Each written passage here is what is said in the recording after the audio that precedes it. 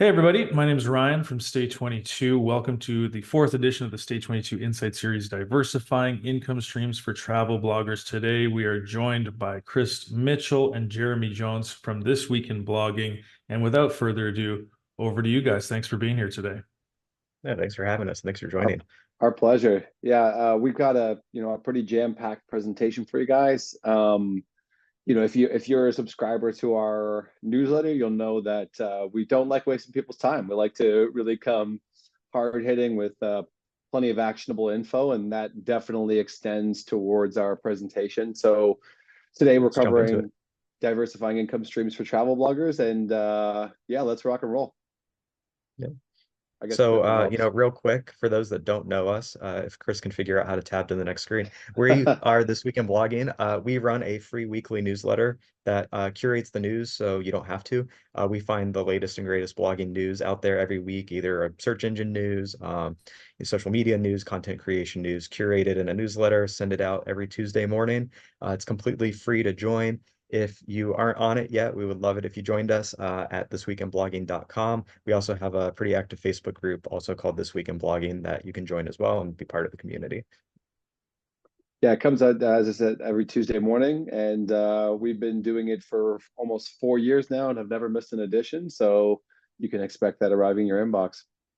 So who are we? So Jeremy and I run This Week in Blogging together. We met through blogging, perhaps not shockingly. Just a bit about myself. I started my original website almost 15 years ago, travelingmitch.com. One of those classic sort of personal online journal turned into professional blog sort of situations. After I had that figured out, I ended up starting a few more websites. UltimateOntario.com is an Ontario niche travel website. We explore Canada, same thing, but for Canada. I also run a community in Toronto called the Toronto Blogger Collective. And some of you guys might know me from TBEX because I'm the North American director for that conference. So keep him busy. Jeremy also keeps busy. Yep. Like Chris, I've actually been running blogs since I was like a teenager, doing like Zynga and LiveJournal. If anyone was, of a certain age that knows those things. I started my first travel site professionally in 2008 called Living the Dream. Took a gap year, didn't quite take off. Then found destination blogs were starting to become a thing. So the one that kind of is my core business right now is a Pittsburgh blog called Discover the Berg. Started that in 2015. I was fortunate enough to make the leap into full-time blogging in 2018. Since then, I founded some other niche product sites, a wine blog, a homestead blog, and of course, This Week in Blogging with Chris. But yeah, so we wear a lot of hats and are all over the place. But together, we have about 30 years of blogging experience. So we've been around. I think that's the best way we can put it. Yeah, and the goal for this presentation really is to crystallize everything we've learned along the way to really suit everybody for this moment. If you know us from This Week in Blogging, we share kind of unabashedly. We share as much as we can to help other people on their journey, and that's the whole point of this. We'll have hopefully about 15, 20 minutes at the end for questions, and I know that they'll be fielding those for us. So thanks to Stay22 for helping us out with that. Let's get into it. Yeah, so today we kind of want to take a look at, I know this talk is about diversifying income streams, but we want to take a brief look at where the industry is right now. We want to talk kind of a bit about how traffic sources are changing and how that relates to monetization. The bulk of this presentation is going to be talking about different income streams. We have one pretty big goal in mind with this talk is that we hope we can inspire you to go after a new traffic source or a new income stream or several based on what we talk about today. So we should just jump right into it because we have a lot to cover, right, Chris? Exactly. All right. So that's actually not where I meant to skip to. Just kidding. Oh, we just gave away the Didn't whole give everything presentation. away there. Definitely not. That was an He's fired. intentional That was an intentional preview just to get everyone really stoked about what we're going to be talking about, just to keep people on their toes. So both Jeremy and I felt like before we get rolling into all of this stuff, it was really important to talk about where we're at right now. These are things, of course, we talk about every week on This Week in Blogging, but let's give some context for where we're at right now. I think where we can draw a distinct line in the sand is really around the HCU update, the helpful content update that happened in September. of 2023. I think that, at least in my humble opinion, is when we had to start to ask more questions about whether Google had the average website owner's best interest at heart. At the beginning of that stage, it was more like, let's see how the dust settles. And then I think there was this realization that really we were at the behest of Google, and we were in their palm, at the palm of their hands, and needed to really fully recognize that. The May core update to me was a bit of a, I was, well, first, objectively, it was a kind of a death blow to a number of websites that did not necessarily deserve to be hit in that manner. Of course, with all of this going on with the updates, we're also dealing with AI and the rise of AI and how that's going to fit in with creating content. I mean, I try to stay on the optimistic side of this and feel like there's probably never been a better time to triple down on your voice and be unique and not sound like starting every sentence with nestled in, which is like the classic AI, some AI phraseology. But I think what Jeremy and I talk about a lot outside of the newsletter is this idea that as we've had these updates, as we've had AI, as we've had, as we've faced each challenge, the realization is that our blogs really now, maybe unlike 10 years ago, are the engine, not the whole car.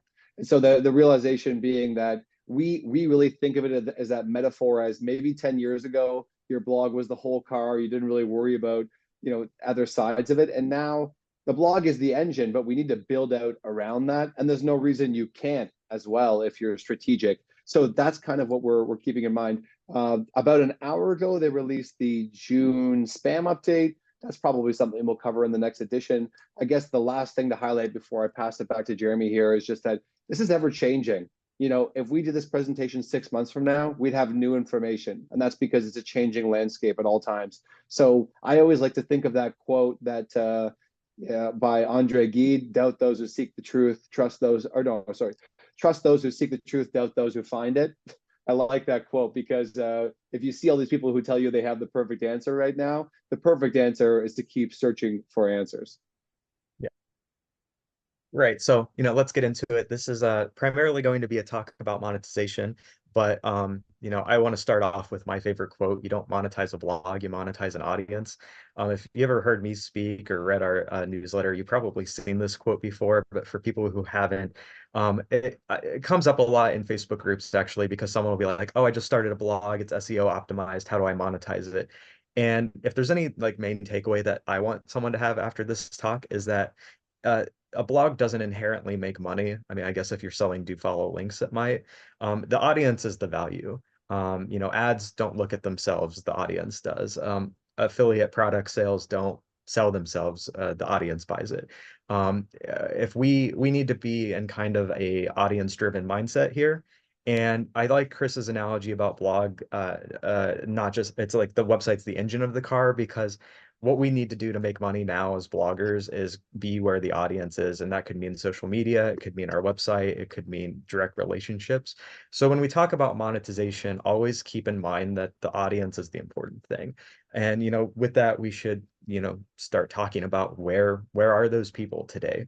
It's a good segue to have Chris tab over to the next slide, Chris. So there are a lot of traffic sources, and I'm going to let Chris kind of break these down as we discuss them a bit. But based on that, the audience commentary I just had, I think one thing that we as bloggers always kind of struggle with is that we silo ourselves too much. I mean, I think a lot of people leaned heavily on search engines for so long, often at the expense of one of these other fields. And I think that now is the time to pivot to get into increasing our brands, our blogs over these traffic sources. But I know Chris wants to break down these in a little bit more detail, so I'll pitch that over to him. Yeah, exactly. So we wanted to break this down of just sort of which places can you be conceivably getting people from to your website. And there's not necessarily any hierarchy to this. I mean, I think generally speaking, search engines have been a critical part of getting people to our websites since time immemorial. But again, everything's in flux. But that being said, you're going to want to have some strat, like SEO is the way that we get people from search engines to our websites. But there's different strategies to get people to our websites, you know, in other manners. I mean, for what it's worth, for search engines, the one thing I'll mention here is that Google is the elephant, and the policies that they're going to enact are going to affect publishers en masse. Jeremy, I don't know if you remember the stat, but it was something like publishers have lost something like $3.5 billion since the September HCU update, something like that. So Sounds just right. just to keep in mind the power of Google. For what it's worth, Google, according to some of the recent stats we've been looking at, has lost a little bit of market share. Bing has become a bigger player, but keep in mind that for what it's worth, Google is still the major player in that realm. Email marketing, what I really wanted to mention here is this is really quote unquote in vogue right now, even more so because it's not algorithm reliant. You are reliant naturally on spam filters and so on and so forth, but you own your audience for email marketing. We can talk a little bit more about this later, but the reality is you can speak in a different tone to the people that join your newsletter than you can to the greater kind of people on your site. I personally have a welcome sequence that's built out for all of my newsletters, that often called a nurture sequence. 4 to 6 emails that welcome people aboard. I have longer ones depending on the engagement of the audience. You can do a lot of stuff on the back end for to have an email marketing service provider do a lot of that work for you. But especially if you're getting into products and stuff like that, having funnels built around products, there's almost no shortage of stuff that you can do with email marketing. To me, and Jeremy, you can let me know if you agree, but like, I think you have to have an email marketing element to your brand now, and it's never really too late to start, in my humble opinion. Again, we're just to talk about a provider that Jeremy and I love, MailerLite, for what it's worth. It's relatively inexpensive, but if you're trying to run really high intensity campaigns and stuff like that, I know a lot of people love Constant Contact, ConvertKit, things like that. Just to keep things moving along, social media, we really wanted to talk about what are the social media platforms that actually drive traffic. So for us, it wasn't Instagram. Instagram is more about brand building, which we'll get to later. But Facebook is at least for me, and I know for Jeremy with the Discover the Berg, still a really solid source of traffic. Particularly my Facebook page is still a really good source of traffic. Reddit, to me, the most underrated social media platform, period, for garnering traffic. If you get something viral on Reddit, it can be massive for you. I don't really have time to get into the specific strategy here, but if when I'm working with tourism boards and trying to get extra eyes on campaigns now, keep in mind Reddit now has analytics which show for 45 days after you're posting things. If you're posting something in a particular group, I was in Franklin, Tennessee. I posted some shots that I snapped in Franklin that day. That was an extra 20,000 eyeballs on that. Keeping in mind, when I post my article in the same subreddit later, now they already recognize my username and understand I'm coming at it, and they don't think I'm coming at it from this perspective of just trying to garner traffic. I've sold hundreds of copies of my kids book from posting in subreddits on there. So keep in mind for Reddit. Guest posting, not too much to say here other than guest posting is a good way to be getting backlinks to your website. 2 editions ago, we noted that that on average, the front page of Google has something like 1,000 backlinks to each of those respective websites. You can use a website like SEOreviewtools.com to check how many backlinks you have going there. But if you're searching for high quality backlinks, guest posting, not necessarily the worst way to do that. Direct referral, word of mouth, conferences, all of that kind of stuff. Anytime you have a badge around your neck with the name of your brand on it, you might be encouraging people to search there. Jeremy, did you want to mention anything about direct? Yeah, I mean, it's I don't know about direct exactly, but there are, any and all the other mechanisms where people get to know you. I mean, like This Week in Blogging is a good example. We grow from referrals, someone talking about us, generating buzz that way. I want to actually circle back real fast on the social media comment, actually, is that we're talking about monetization in this talk. and going to where the people are. Some social media networks are actually becoming mini search engines on their own right. People are searching Pinterest the way they would a search engine. People are searching TikTok like they are a search engine. I'm taking actually all of my articles on Discover the Berg, like my guides, and turning them into reels because I can reach people on the network there that grows my profile there. Doesn't necessarily help the website itself, but because my blog is everything now, it helps grow my accounts there, and you can get into sponsorships that way, but we'll talk about that more in a second. And then finally, we also just wanted to briefly mention that new products are coming out every day. There is something to be said about being an early adopter. People who are early adopters of TikTok really, got the first mover advantage. We don't want to say that you should be on every outlet that exists because there's something a dime a dozen every day. But at least register your brand names on things. And if a network starts to be exploding, maybe consider, that's an opportunity too, because again, we're trying to reach an audience. And I think that's actually probably a good segue to actually start getting into monetization topics, because when you build audiences, no matter where they are on your website, on your social media, that's how we can start making money. And in this case, specifically diversifying. Speaking of making money. Yes. Well, this is a Stay22 sponsored insight series about making money, so we'd be remiss if we don't mention Stay22 as one of our places. If Chris and I are actually just big Stay22 fanboys. We love Stay22 on our travel sites, not just because we're here getting to talk to everyone because of Stay22, but Stay22 makes us a lot of money.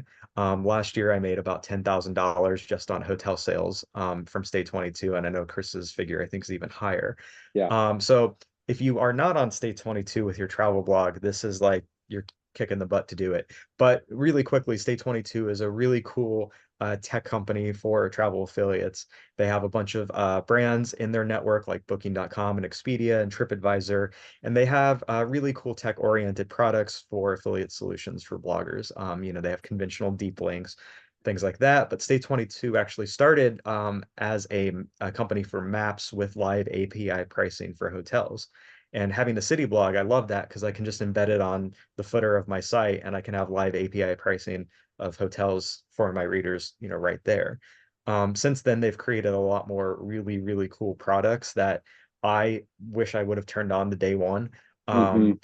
They have one tool called Nova that is a pop-up tool. It used to be called Pop, where their proprietary algorithm and AI identifies readers that might be interested in making a booking, and will put a pop-up on their screen to like Booking or Expedia or whatever selected network they think would work best for that user. And then they might go over to that tab and make a booking. This chart here is like my month right after I turned it on.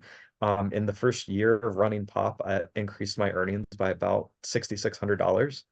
Um, and then another cool product that Stay22 has right now is called Optimized Redirect as well. I've been testing creating like a magic widget general like book here buttons that just need to say like my affiliate link for booking.com. But what's really cool about Optimized Redirect is that instead of sending people to that booking.com homepage, it detects the content on our pages. And so say it's in an article on Oslo, Norway, it'll send the reader to the landing page for Oslo, Norway instead. And it's about, just getting a little bit better product in front of a user who might otherwise just, close out the booking.com page. I'm going to talk more about that in a later slide, but really we just wanted to say that we really love that Stay22 is creating some really novel products that are solving big problems that we have in affiliate marketing. And they are also working on more that are coming out in the future. So if you're not on them, get on it, and at a bare minimum, at least get on the newsletter so you're aware of all the cool new things that are coming out, because there's a lot on the horizon that we're really excited for. Exactly. And I just wanted to say, like at the beginning when I was using it, I was like, this feels too good to be true. And now it's just true. I mean, they do good work. We have been blessed to really get to know the team and how hard they're working.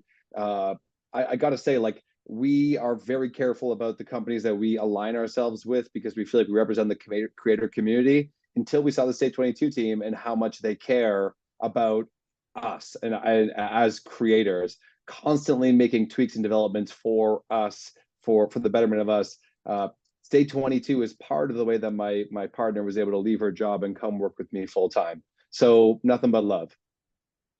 Now, we talked before about this idea of your blog as that engine. You want to be monetizing that engine. I think Stay22 and an ad network are probably the driver and the passenger that you want to have in that car to be driving some revenue. Now, what's worth recognizing with ad networks is just that different ad networks are going to require a different amount of unique monthly views to get onto the ad network. Jeremy and I are very much in alignment that the best are Mediavine and Raptive. Mediavine has a 50,000 unique monthly view requirement to get on. Raptive has 100,000. However, Raptive is being more flexible with that. They reached out to me for one of my websites that was around 80K and said, hey, we'd love to have you. They both also have smaller site products now too. Mediavine has Journey, which is a Exactly. 10,000 session requirement, and Raptive has the name is escaping me right now, but it has a 50,000 requirement Yeah. page views. And they might pay a little less and have different restrictions on how you can control your ads, but that is also an option too. I'll let Chris get Exactly. back to the rest. Yeah, no worries at all. So then we have the rest. There are pros and cons to all of these that we don't quite have time to get into. I would say a lot of bloggers turn on Google AdSense just to, in a sense, get their readers familiar with the idea that they may have ads. Personally, I think that generally speaking, how Jeremy and I feel is if you have a website with a trajectory where you're really growing a lot per month, it's often best to try to aim for the Mediavine or Raptives of the world. But we know people who have found success with Volumetric and She Media and things like that. The big difference, Jeremy, do you want to hop in? Oh, I was just going to say that the earnings rate is very different between those. Yeah, go ahead if you AdSense, want to you talk about might the make $1 RPMs. to $3 per 1,000 views. Ezoic Volumetric, we've heard, had my wine blog on Volumetric was making about $12 for 1,000 views. Mediavine, my Pittsburgh site makes $20 to $50 for 1,000 views. And so that's kind of where, we won't get into all the details about how it works and how the prices are impacted, but some of these sites that have higher barriers for entry, they have reasons for doing so. And once you get there, your earnings can really jump up too. Exactly, and That's probably the biggest. I personally like Mediavine quite a bit. So just a quick note about RPMs. You're able to get typically the highest RPMs on Mediavine and Raptive. I think Traveling Mitch, we have about give or take 40, 45 for our RPMs. However, what I will say is Ultimate Ontario, our RPMs tend to be around 20 or 25. The difference there is that we have a much more American audience on Traveling Mitch. So keep in mind, even though the potential might be higher, the RPMs are going to be related to how really how easy it is for the ad network to monetize your audience. And in general, American audiences are much more lucrative. So I've had friends who have a website in the Balkans that they have huge traffic, but their RPMs aren't as high because advertisers aren't willing to pay quite as much for a Bulgarian audience, for example. And that's that's a great point. That's just objectively how things work there. Just someone asked, what is an RPM? That's just really the amount, the dollar rate that you're going to get paid per 1,000 visitors. Right? Is that how you describe it, Jeremy? Yeah. There's CPM and there's RPM. One looks at one ad slot, and RPM looks at your entire site. But in an effort of time, let's go on to the next one because we have way more to keep going through. Cool. So products. I'll be just talking about products here. I heard someone just mention in the chat there, like they're just starting out in their journey. They might not be near that level. There is a way, I want to reiterate, there is a step forward for everybody. If you've just started your blog, maybe you start on AdSense. That's the point there. We're just trying to give people this idea of what you can aim for. And that's really the idea of this presentation in general. So products, where do you start with writing an ebook? Well, Canva is a pretty good place to start for creating it. I personally created my first ebook as a local travel writer's guide to Toronto. It was largely a brand building play. I sold it directly off my website. It was a digital product, so I didn't have any inventory around it. It was okay. Um, I moved my sights towards a physical product. You can see that picture up there with my cat. I wrote a kid's book called Travel the World Around You with my based on the trusty cat that we adopted from Turkey when we lived there for 3 years. And I used that as an excuse to learn Amazon KDP. That actually has done quite well for me. I was at a conference last week in Newfoundland, and I had somebody on the DMO side, Destination Marketing Organization, for people who don't know, who I was meeting with, who had me sign a copy for her niece. If that isn't quality brand building, I don't know what is. And it was also just a great endeavor. Of course, you don't need to write a kid's book. You can have printables. I've seen people with huge kickback on printables, shirts, cups, all that kind of stuff. Just know your niche well. I have a friend who's in the hiking niche. She sells hiking products on her website. That makes perfect sense to me. The final thing we'll mention here really is just in-person experiences. When Bree, my partner, joined the team full time, when we were looking at our revenue projections, we said, okay, if we're not hitting our targets, we'll launch a tour connected to our brands in Toronto. That's extra eyes on our brand. We know we'll be able to funnel people in like one email out to our newsletter list. We can fill up that tour for a little bit of time, right? So think about what you can do with that sort of thing. People do courses, people do all that kind of stuff, but we're going to get into more into that later. I think the big thing is that Jeremy and I want to reiterate here is the best products are ones that are created once and sold again and again, and move your brand forward. Yeah.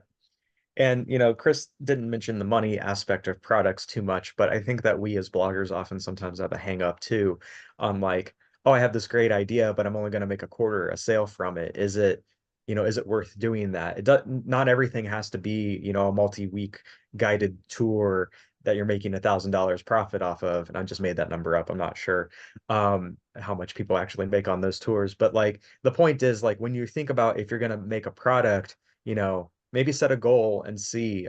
You know, I always try to think, can I increase my business income by $10,000? And just keep in mind that there's many pathways to make $10,000 with a product. You can sell one product at $10,000. I don't think anyone's probably going to do this. Or you can sell 10,000 products at $1. Don't be hung up on, you know, I don't want to do it unless I can do something bigger.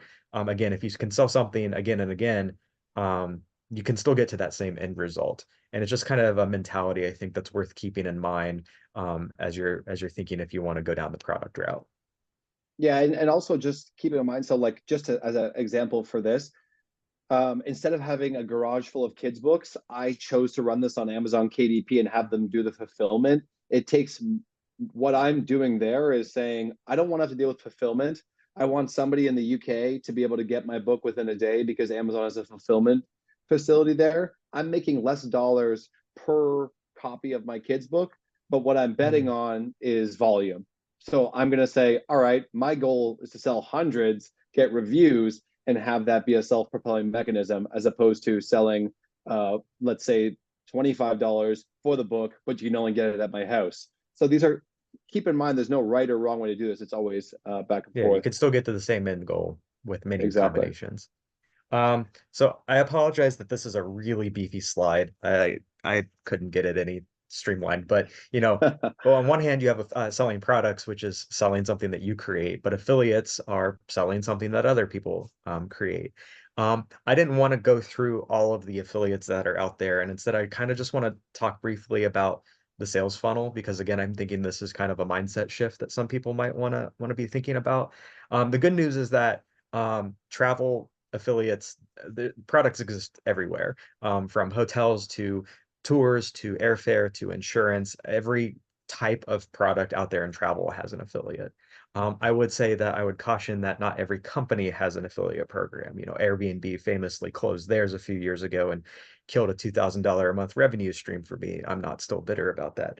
But my point is that there's a lot of companies out there and there's a lot of opportunities to sell products. And especially if it's a product that you use and believe in, it could be a really great fit.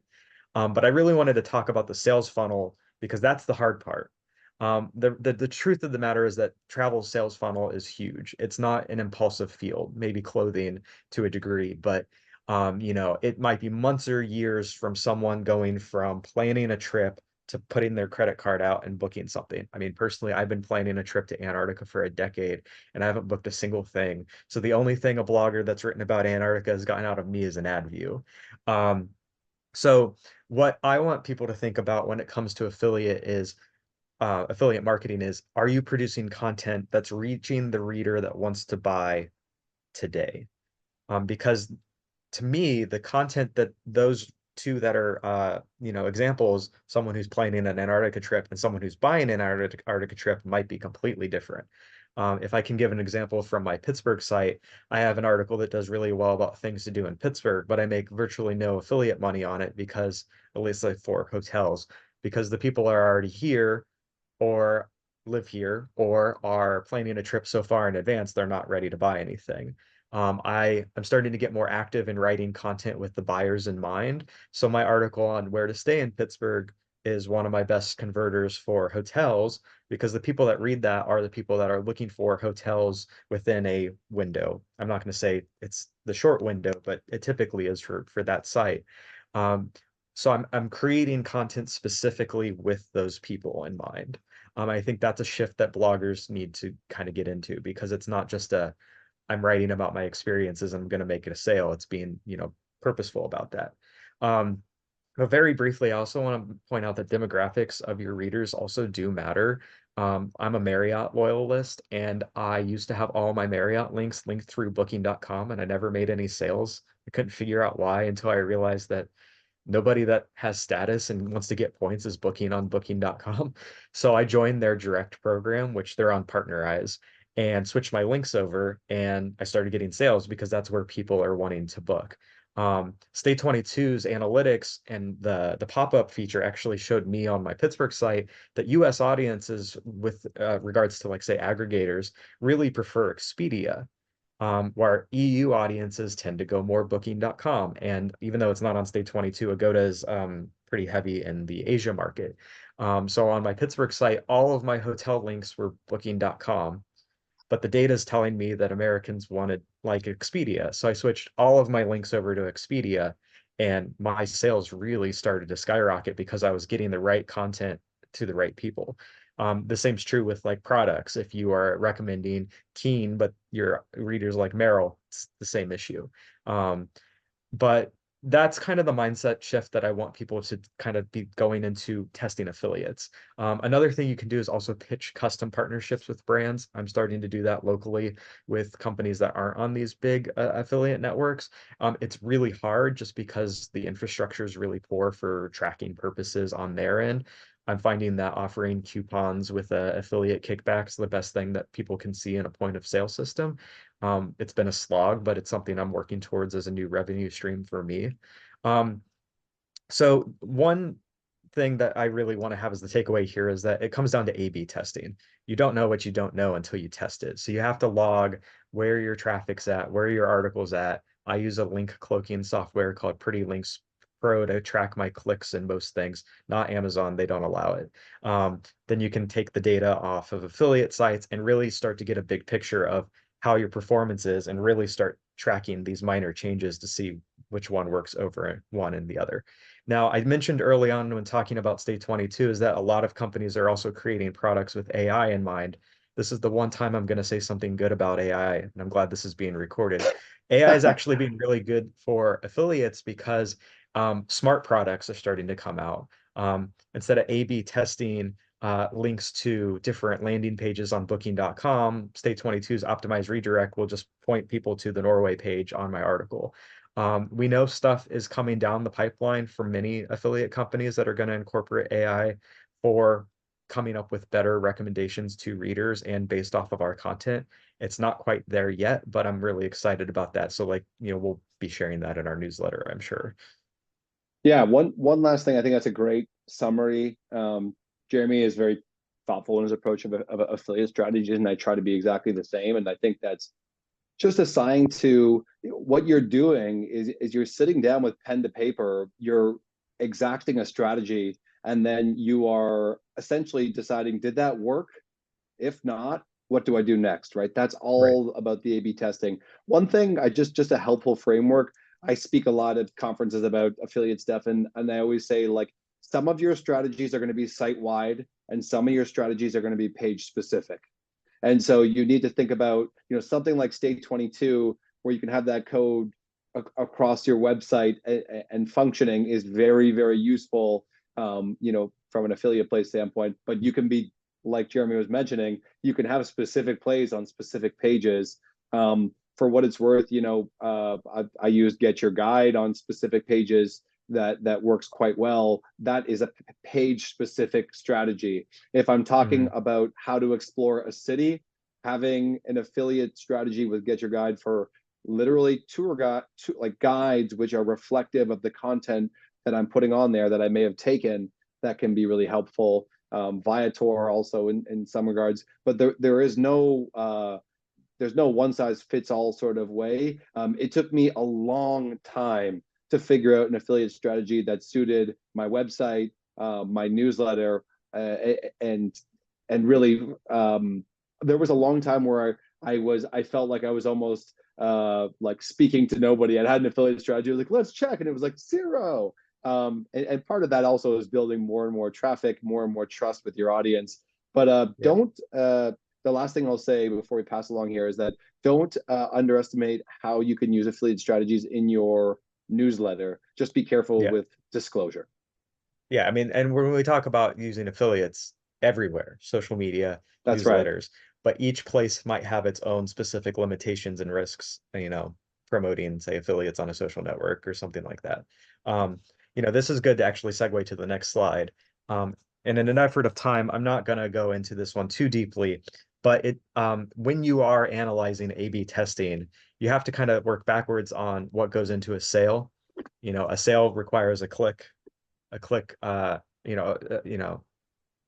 a sale requires someone to buy, which means they have to be on the site, which means they have to get a click. And so when you're monitoring things, I like to check the data on all of my articles and see how I pass through, because there might be various conversion rate cases where you look and you go, I need 10,000 views on this affiliate prompt to get a sale. That might be a cue for you to go on your site and move something up and make higher viewability, change the prompt, run a heat map and see if readers are actually clicking it. Change something, test something. Maybe it's changing from Booking to Expedia if you're getting a lot of click but not a lot of sales. See what happens.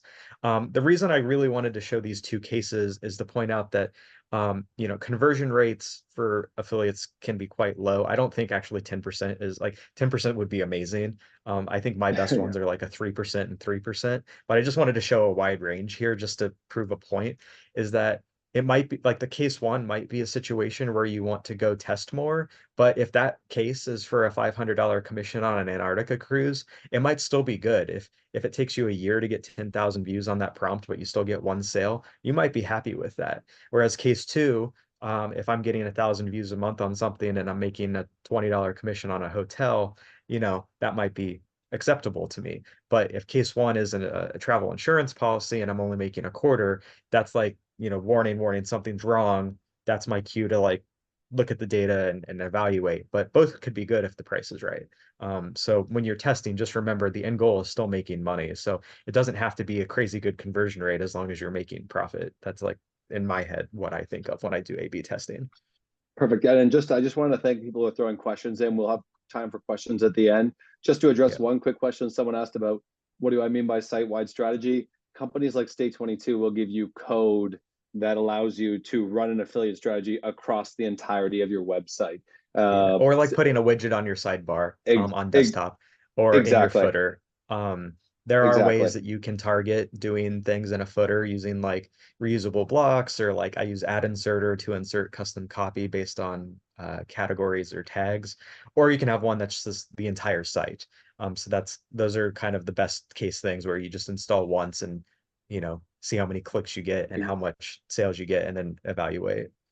Exactly. And It's the someone asked, easiest. do you have to be tech savvy? And the answer is really no. It's not a terribly cumbersome process to be able to enact some of this stuff, especially when you have customer service teams like Stay22 has. All right. So what does brand building look like?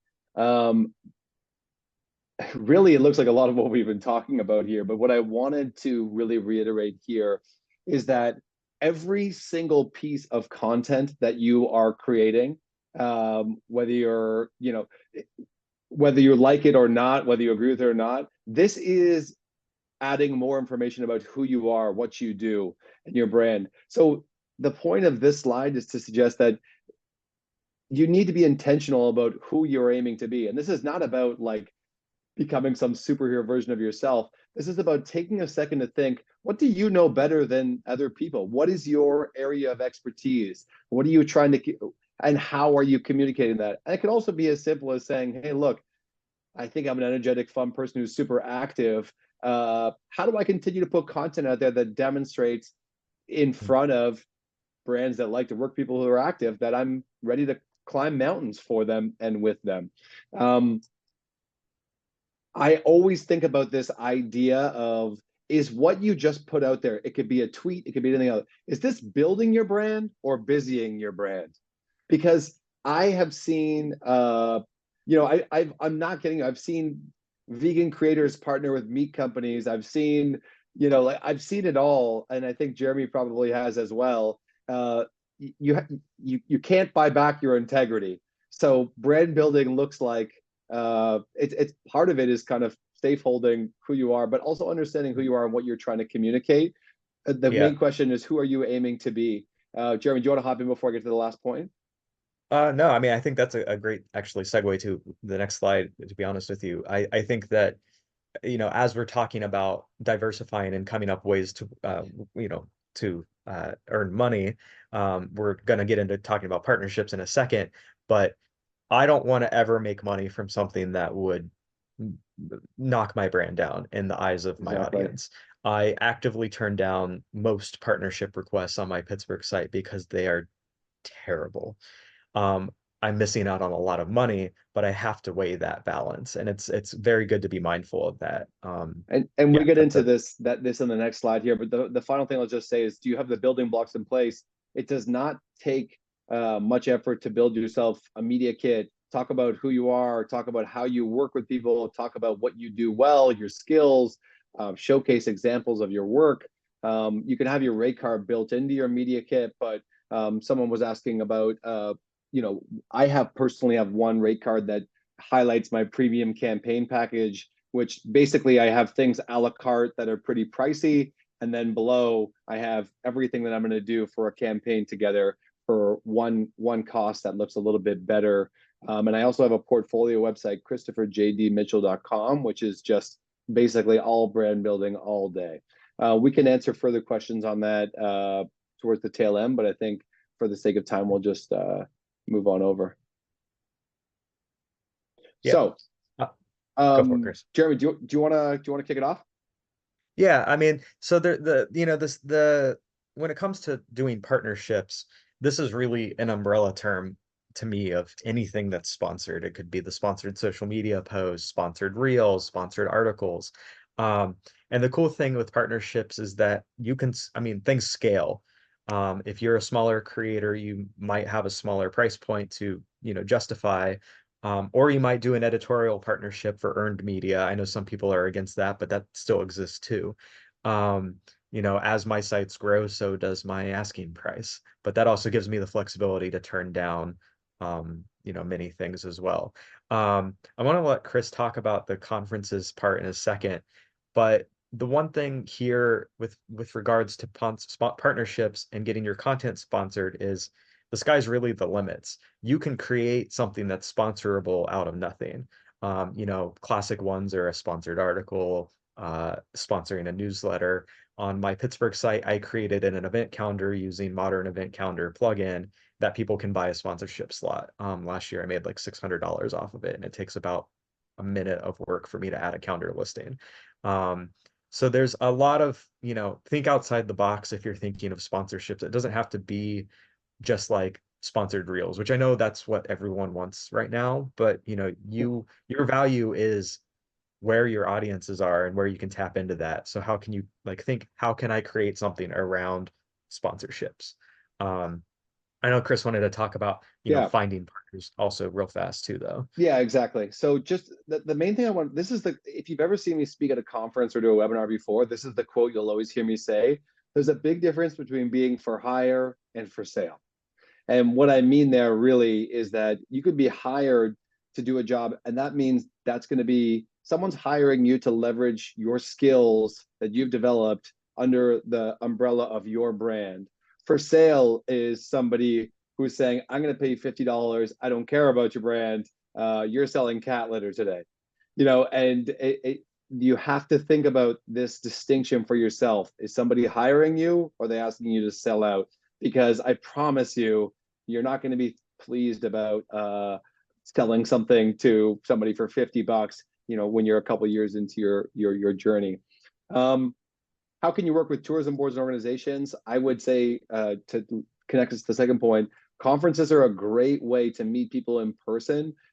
Cold emailing doesn't always pay dividends, but a conference like IMM, for example, 24 15-minute meetings with tourism boards and organizations. I'm a member of the Travel Media Association of Canada. Those meetings and meeting people are great for partnerships. SATW, Society of American Travel Writers. There's no real right or wrong organization. What I'm saying is, wherever you are, you might be in the food space or whatever. Think about what conferences and communities you can join to start to understand partnerships a little bit more. I think attending a conference too, if I can jump in, just there's kind of like a credibility there, like, oh, they're in this space and they're at this conference. They're already, trying to get to a certain bar that you should be listened to and, in the conversation. I'm lucky with my Pittsburgh site with local organizations that just know me. I already have a reputation. But when you don't have that reputation, a conference is kind of like your buddy introducing you in a way. Exactly. Also, of course, I'm the director for TBEX North America. So he's very biased. Yeah, so I think that's a great conference as well. But that's also about meeting your peers and understanding you're not alone in this in this creation. The other thing, just there are a lot of networks that are going to ask you that you can make some money off, like #paid, and there's a few others. I personally just have never found a lot of joy from them because it's typically 4 or 5. I did a campaign with Fireball Whiskey one time, and it was like so much back and forth that by the time I got paid for it, it just didn't feel like it was worth the emotional labor that I had to go through with that. I think that what I want to highlight from this really is just that you want to put yourself in positions where you're in some control. At the beginning, I definitely gave away some control to be able to showcase and pad my media kit for all the campaigns I'd done with other people. Now I'm very, very hesitant about, I'm very conscious of that distinction between being for hire and for sale. Yeah. And to charge or not to charge, just the last thing before we move on here, we'll extend the Q&A a couple of minutes here if anyone's worried about that. But to charge or not to charge, at the beginning of your journey, it might be very worth it for you to partner with somebody and not charge. I was speaking at the PRSA conference 2 weeks ago, and I said, if you've just started a kayaking website, you have a really strong audience connected to kayaking, and the premier kayaking tour company reaches out to you and says, look, we don't have budget, but we'd love to get you on this trip and you can cover it for us and you can take over our Instagram account, all this kind of stuff. To me, you're looking at overall perceived value, not just monetary compensation, if that makes sense. Yeah. And I actually, on my Pittsburgh site, I take a lot of my partnerships for editorial only. That is, I do not charge them, but they host me and I write whatever I want. When I do charge is when deliverable requirements come out. If someone says, I want you to come in for this meal, you have to create a reel, I'm sending them my rate card. But to me, some opportunities, like if I went on, say, a kayak trip, are helping propel my brand forward. Some of those brands never in a million years will ever be able to afford me as much as I wish, as much as I argue. But if it is an alignment for my brand, I do make that conscious choice to do that. But that's a kind of not a one size fits all answer for everyone. It's kind of, you got to figure out what's best for you. But keep in mind what Chris said, is it putting my brand forward? Because if it's not putting your brand forward, it's, pushing you back, and audiences will notice. I mean, to get really meta, I'm doing this from a hotel room because I'm working with a bunch of tourism boards in New York State to cover their upstate Eats Trail. If you know me, this is very on brand for me to be going to restaurants and breweries and meeting restaurant owners and all that kind of stuff. And you can find ways to, do a webinar in between.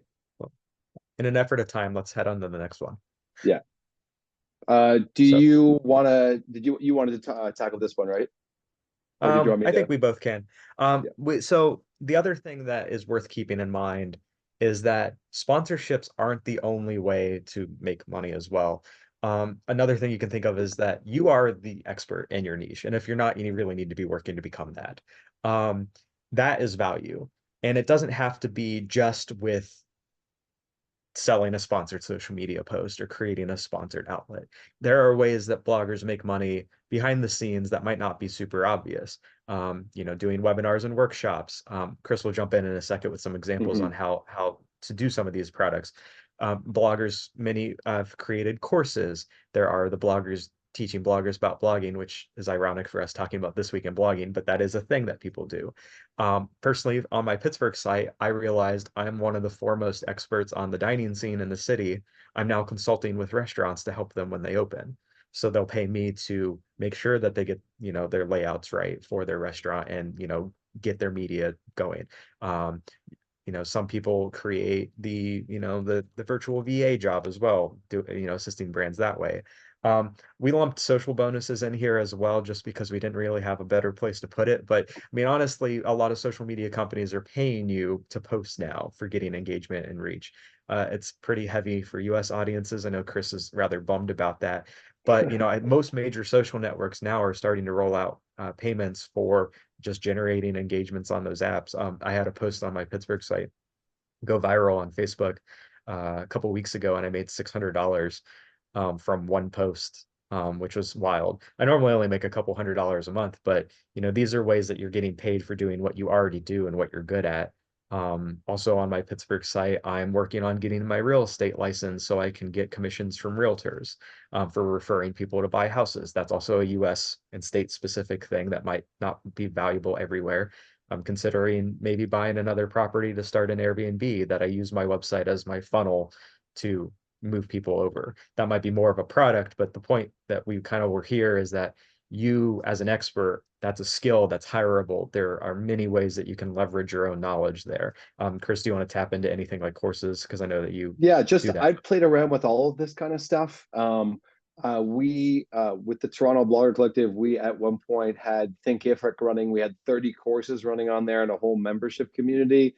And it was time intensive and kind of but it was an incredible experience. And it was a cool thing to have recurring revenue as we continue to build out more content on there and feedback. I'm currently looking at using something like Memberful I listened to a podcast about it this morning, and I think the idea here is you should always be playing with this. I think you mentioned this, Jeremy, we use Buy Me a Coffee for This Week in Blogging in Mhm. case anyone's feeling extra generous after the news. And Patreon, I used associated with one of my podcasts that I used to run. We had at one point 27 people paying monthly on Patreon to get extra content and help us guide the content we were going to do for podcasting. So my point being, it's basically like you come to a hurdle, you want to accomplish something, you find the community. One thing I'll also mention is sometimes you're thinking to yourself, oh God, this seems like a lot of effort to learn Thinkific or learn Patreon or learn whatever. I think about it the opposite way. I think regardless of this product works now I have a running understanding of Patreon. Now I have a running understanding of Buy Me a Coffee. Now I have a running understanding of Thinkific. Now I have other Mhm. ideas, whether or not it was a success or not, where I can think about how these can be applicable. And I've also found in my experience, because I've been doing this for 16 years now, what doesn't work at one point in time doesn't mean it doesn't work. It means that maybe it's just not right now. So I've actually circled back to ideas I had a decade ago and found that they suddenly are making money just because I didn't know what I was doing wrong the first time because I didn't test it right. That actually segues to our conclusion. I apologize that we ran a little over. We started answering some questions as we Yeah. went. The purpose of our talk here today was mostly to kind of inspire ideas in these chaotic, crazy times on finding your audience, trying something new with your audience, trying a new income stream. We want to leave you with the challenge of trying some of that. Something might not work, but there isn't a wrong way to monetize a blog, apart from maybe selling do follow links, but do we care about Google right now? Anyway, they're sorry, I just had to. They're making me angry. The truth is there's few wrong ways to diversify your income and blogging, but doing nothing is one. So if we can leave you with a challenge of anything you heard today for traffic or monetization, try something new. If you had 3 ideas from this, that's awesome. Try it, test it, log the data, circle back to it, and go. I think that was all we had on our Yeah, presentation. I more just wanted to say that as long as the Stay22 team is cool with it, we'd love to stick around for about 15 minutes and just answer any questions that people had along the way. And also just a huge thank you to everyone who attended. We are obsessed with the idea of offering actionable insight, and so we really hope we achieve that for you guys today. Yeah, incredible job, guys. Thank you so much for the in-depth, for your expertise, for your passion above all. It's always a pleasure to hear you guys speak, and getting you both on one call was excellent. As much as I would love to chew up 3-4 minutes and get everybody stoked on what I learned, I think this is because I did learn some things. I have a little sticky note here full. Love it. But this isn't about me, and I think we should just open it up to the group. Chris and Jeremy, I feel like you have a pretty good pulse on the questions that came in. Instead of me just kind of like reading through, do you want to just take it from here and go for it yourselves? Yeah, sure. We can. I can use the screen here and just kind of go through questions if that's easier for you guys. It doesn't really doesn't bother me. Yeah, Whatever's easier for you guys. Yeah, go for it. Cool. Jared, did take you have a charge, Chris. question you wanted to? I had a few that I had mentally kind of logged, but did you have one you want to tackle head first up? I'm searching through them right now. I honestly Okay. was So not keeping so tabs of the questions as they're coming in. I apologize. no, not at all. So one question that I wanted to address was somebody was asking what, I'd mentioned Viator and I'd mentioned Get Your Guide, and somebody was asking what you like better. The main thing that I wanted to mention there was it really depends, like in my humble opinion, all affiliate plays, it depends what you're trying to accomplish. Get Your Guide is perfect for an article where you have a walkthrough of a particular city or an experience. Viator I use more for like selling, tickets to museums and that kind of stuff. Bree is more of our like affiliate with Viator, but what I wanted to answer with that side of things is that your affiliate play is going to always be related to the content that you're producing. Jeremy, we had talked before about how different an affiliate play would be if you were doing a things to do in Pittsburgh article as opposed to a best hotels in Pittsburgh article. Do you want to touch on, any of that side of thing? Um, yeah, I mean, I I think that the best product is the one that you have personally used Yeah, myself before even getting into these companies. I make most of my day tour stuff on my affiliate commissions on my travel blog with Take Walks because I've actually personally done a bunch of when they were called Walks of Italy tours. And I sell a lot of those because I have reviews targeting people that are looking at that product specifically. Um, in the Viator versus Get Your Guide debate, you can get down the rabbit hole where everyone will swear by one or the other. I think it kind of just amounts to what is resonating with your audience. I would test both. I was gonna say I test personally both. find, yeah, I personally find I make more on Viator, and that might just be a testament to what my audience prefers. I've tried Get Your Guide and don't make sales. I'm not saying that Get Your Guide's bad by that reason. It just doesn't work on my site. But the only way I know it is because I tested it. So I tested the widgets, I tested the smart widgets, I tested, the different combinations. I'm hoping that these companies will lean into the smart recommendations more that are content specific. I know Get Your Guide's working on one right now. I think it's out that will, do the auto detect thing that we were talking about with AI. Some of those things are really nice because they automatically will show better tours rather than what I might be picking for these widgets. That's kind of a non-answer, but is something that I'm excited about for the future. Yeah. So the next question that I figured was worth addressing, just because we might do this differently, Jeremy, is someone was asking if we had mentioned rate cards. Do we have different rate cards for different types of outlets, or kind of a one and done style pricing? What I wanted to mention here is that I actually have different media kits and rate cards depending on who I'm contacting. And what I'll say here is, if I am pitching a Canadian tourism board, we have a media kit which showcases Traveling Mitch, Ultimate Ontario, and We Explore Canada, and how we function as a media company to get results for for that tourism board or brand, essentially. And what we're really highlighting there is that typically on Traveling Mitch, we're really in that first person pronoun. And then we use Ultimate Ontario and We Explore Canada to, let's say, for example, interview a restaurant owner, really make it more about showcasing restaurants and destinations of the destination that we're there.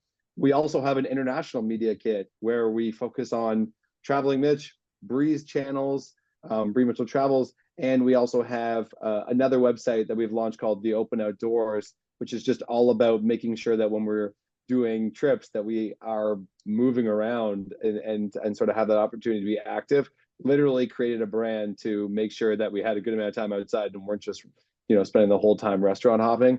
And your rate card, like the other thing I'll mention about that is you should be adjusting your, like, for example, Bree and I are booked right now until October. We're raising our prices right now because demand is showing us that we have room to raise our prices for the partnerships that we're doing. So look at that as well. That's when you should be updating. I do not think it's an issue at all to have a suite of media kits and a suite of rate cards depending on the activity. Jeremy you don't do quite as many partnerships head on like I do, but do you want to talk about how you approach that? Yeah, I mean, sponsorships are something that I never really like doing just personally, not if for any professional reason. I just don't like doing it. But I'm pivoting into it more because, my traffic's changed, my monetization scheme has changed a little bit. I only have one flat rate card with prices. But I do have kind of policy written down that if a nonprofit says this is too much, I can offer a discount. I am more flexible with tourist boards than I am with businesses. I will say that my rate card is keeping local businesses in mind and local budgets, which are not so great. But if a big international company contacted me, I might not send my rate card and I might ask them what their budget is first because I'm sometimes surprised with people wanting to throw way more money at me than Yeah. I was going to originally charge for. So you kind of have to have a feel of reading the room there. I also sliding scale my price over time based on demand. I would rather have 99% of people say no and one yes at a higher price point because again, I just don't take a lot. But that might be a different logic for someone else who, like Chris, wants to be booked up a lot. Um, I think that is there's no wrong way, but it is something that I personally think that you should have a policy and be consistent with it. I don't Yeah. like, you get a special favor and you don't. Like I'm across the board Yeah. pretty And fair and with that. somebody was just posting, how do I know what to put on a rate card? How would I know what anyone's, going to pay me? This is just about figuring it out. The first campaign I did, we did way too much work for $500. Now our premium campaign package, where we have a specific set of deliverables, is around 6K for what it's worth, and we're pretty booked up. So I mean, it's the other thing too is like I talked about, are the things you're doing moving your brand forward. We end up creating content for those campaigns that pays dividends for SEO, for growing on social channels. So you're finding ways, and your affiliate strategy, right? Like you're finding ways to say, okay, and now maybe I can go and cover this hotel, and how does that fit into an affiliate strategy? So it's about getting into that mindset of like, how do I create this once and have this pay dividends for me for, indefinitely? Just Mhm. for everyone for timing, we'll do about 9 more minutes. We'll cut it off at 1:15. So if you have any questions now, just hop in there now. There's a Jeremy, do you have tangential something? question about making money with partnerships Yeah. that I saw scrolling through here. Hmm. Apologize. It was a three-part question. I'm going to answer one right now.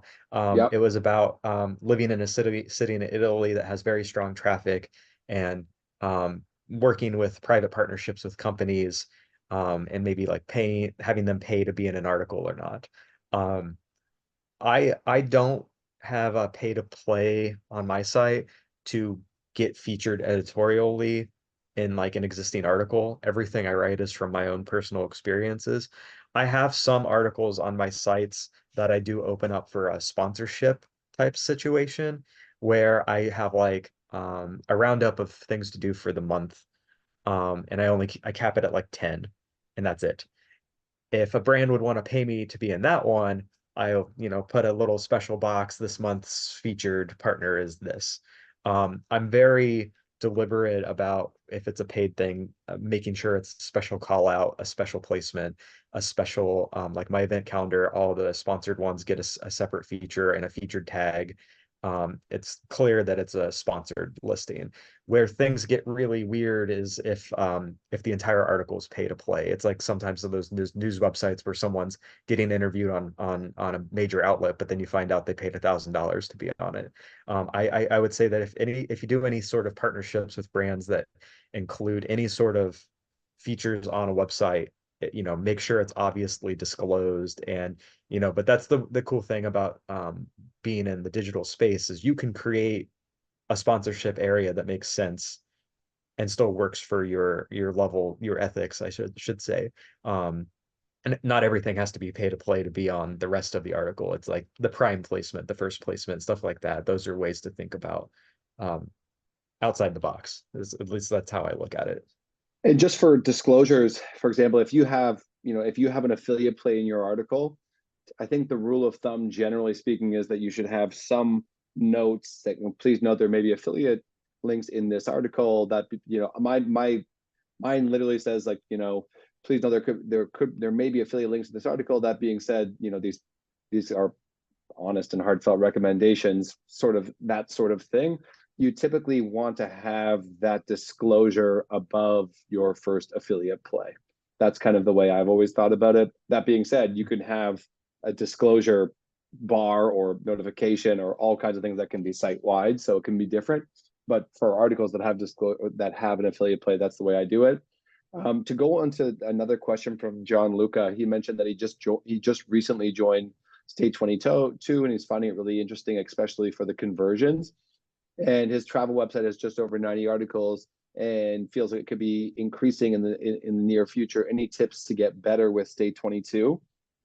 The one thing I wanted to mention here, something that Jeremy, Kyle, and Rami and Ryan and kind of the whole team have talked about in the past, is just that my feeling is there has to be a little bit of patience at the beginning. When I first started with Stay22, I was just trying to figure things out, but so was some of the AI and code and that kind of stuff. I've noticed my trajectory for Stay22 has gotten exponentially greater. And at the beginning, I didn't necessarily see the results that like right away, but I didn't know what results I was looking for. I didn't understand the product well enough. And that's why Jeremy and I talk so much about this on This Week in Blogging. You have to be, I first had a site-wide strategy and I was like, this is fun. And then I started to unpack, okay, so what is Nova? What is the optimized redirect? How do I harness the power of this in specific articles? And so we've seen exponential growth now where, now it's a big driver for Bree and I, but it took time. And so what I'm trying to say here is, if you're 1 month into this, I think a lot of people have this strange assumption, like, I put the code on, it's been 10 days, what's going on? Well, think of it like some of this code is kind of meeting the content of your website. There's some AI elements to it as well, at least in the sense of it's going to take some time for things to mesh together before you start making some good money. It could happen right away, but I'm just saying be patient. Jeremy, you're probably going to want to hop in to say something. Oh, this is where doing A/B testing and getting into the analytics is really important. When I had that one slide that was the case one, case two of the different amounts of traffic that you need to make a sale based on conversion rates, that's where things can get really important because, if you're wanting to book one hotel and you're getting a 1% conversion rate from your audience, that means you need 100 clicks from that link or 100 loads of a product or a widget or something. And depending on how big your website is and how much traffic you get, that could take a lot of time, especially if it's a site-wide or page-specific prompt. A/B testing is not, I'm putting an affiliate link on and returning to it tomorrow to check the results. It's I'm putting this test on and I'm waiting to get 1,000 clicks, however long that may be, which could be 6 months or a year. I overhaul my affiliate plays quarterly to every half year based on data and new things that I'm learning. But, a site with 10 million page views a month will have access to way better data than a site with 10,000 page views a month, because I mean, we're playing on so many factors on scale. So there is an element of patience of just being able to, wait for the data before you can even start to unpack it.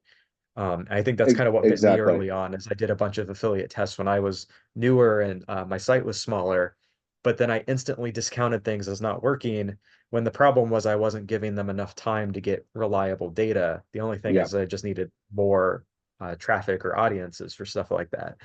As my site grew and I went back and tested it again, that time scale just shortened down a lot. And I'm like, oh my gosh, it's actually working, when I was just looking at the data the wrong way. That's why I'm really hesitant and want to impress upon diving into the analytics. And we actually released on keeping the Stay22 commentary going. We have a handbook that we just released with Stay22 with all of our best recommendations on how the products work. It's on our site. We're going to send it out in a This Week in Blogging edition again here in the next couple of weeks. Yeah. We have 7 or 8 articles on Stay22 on our site on how it works, and the link to download that is in every single one of those. And it's a good reference point for affiliates in general as well, just because we dive into how analytics work. Just for those wanting to do some more detail, more than the last few minutes we have here. Yeah, and I think we're going to wrap just in a moment here, and I'm going to pass it back over to Ryan and the Stay22 team. But the last thing I wanted to say, just feels like a great question to wrap on, is someone was just mentioning, I sometimes get anxiety when it comes to my blog, and I don't really know where to go next and what to do. And I think that's kind of where Stay22 and This Week of Blogging come into play, is just to remind you that you're not alone. Everyone's figuring this out. For what it's worth, I went to my first blogging conference in 2017, which was TBEX in Jerusalem, and that's the conference I'm now the director of.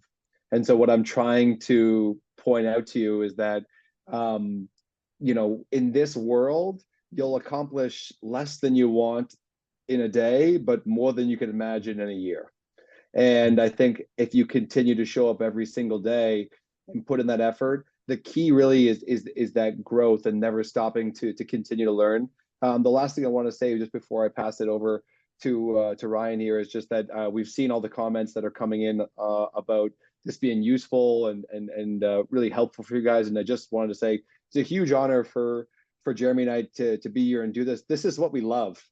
We've spoken together many times. We kind of speak together in our own way every single week on This Week in Blogging. We're passionate about helping other creators, and just know that for us, this to be able to sit down and take an hour of time and share everything is just a huge honor for us. Yeah, I agree. If I want to riff one more thing about the last question, even though you just summed it up so well, the one awesome thing about working in the digital space is that you can undo things if you don't like it, if it doesn't work. The comment about being in paralysis and not doing anything, that's kind of why we ended this one on the challenge of do something, create something. At worst, you're out of a bit of time, but affiliate prompt, you can put it on your site, test the data. You can always take it off. It takes 2 seconds to delete some code and some text. Posts can be edited.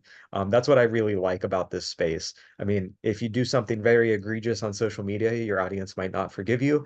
But in a digital space, especially on the website, there's a lot of testing that you can do that, it's for you. And if an audience doesn't resonate with it, you take it off and then they're going to forget about it. So Amen. if you feel like you have paralysis, just remember, try something is better than doing nothing, unless you're happy with where And, you are right now.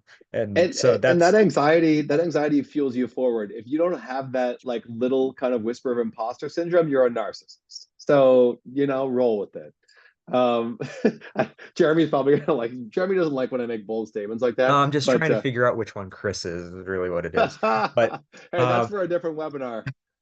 and for those who don't know us, we banter like this all the time, especially in the newsletter. And if you would like to join us, our newsletter is free to sign up, thisweekinblogging.com. We have sign up boxes literally everywhere. You can't miss it Yeah. if you would like to join. I think that's a good time to kick it back since we are Yeah, way thank over you. on our We'll time. pass it over to Ryan, and thank you guys for having us. Yeah, an absolute pleasure, folks. Thanks for joining us. Thanks to everyone who joined the session. Again, the passion, dedication, the empathy for the blogger it was inspirational as well as educational. So I'm kind of out of things to say. I'm just glad I had a seat here and I got to listen. Um, the recording will be available afterwards, of course. And yeah, just a huge thank you to you guys once again. And with that, we will close the session. Thank you to everyone for joining, and thanks for betting on yourselves. Thanks for being here. Not only Chris and Jeremy, but an inspirational group, your entrepreneurship and just your dedication to bet on yourselves. It inspires us at Stay22 every day, and getting to contribute to your storytelling and to your success truly brings purpose to my life, to my day, my joy. And I'm just grateful for that, and that I get to be a part of that for all of you guys in this room here today. So thanks to everyone here involved, and we'll see you on the next Insight series. Take care, everyone. Thanks so much for joining.